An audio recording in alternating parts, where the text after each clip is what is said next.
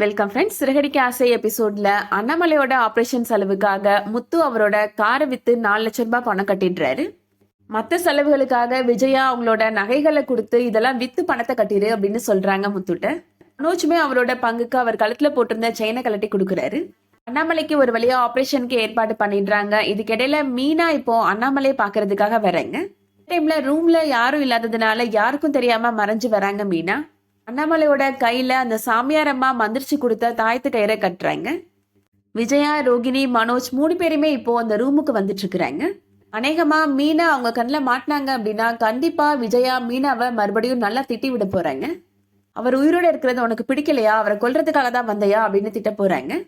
முத்து மீனாவை பார்த்தாலுமே அவங்க பத்திரத்தை எங்க வச்சாங்கன்றது தெரியல. அது போக போன் பண்ணாலும் மீனா போன் அட்டன் பண்ணல. அந்த கடுப்புல கண்டிப்பா முத்துவுமே மீனாவை இனிமே மூஞ்சிலே முழிச்சிடாது அப்படின்னு திட்ட போறாரு. மீனா மேல ஆக்சுவலி பார்த்தோம்னா எந்த தப்புமே கிடையாது. ஆனா எல்லா தப்புமே மீனா தான் பண்ணினாங்க. ரவிக்கு மீனா தான் கல்யாணம் பண்ணி வச்சாங்க அப்படின்னு ஒரு குற்றவாளியா தான் மீனா முத்துவோட கண்ணுக்கு தெரியுறாங்க. இதுக்கிடையில முத்துவோட பாட்டி அண்ணாமலையை பார்க்க வரும்போது மீனா அவங்க பக்கத்து நியாயத்தை அந்த பாட்டிட்ட எடுத்து சொல்றதுக்கான வாய்ப்புகள் இருக்கு. மீனா மேல எந்த தப்பும் இல்லை அப்படின்னு பாட்டி முத்துவுக்கு புரிய வைக்கிறதுக்கான வாய்ப்புகள் இருக்கு. முத்து மீனாவை புரிஞ்சுட்டு ஏத்துப்பாரா, வெயிட் பண்ணி பார்க்கலாம்.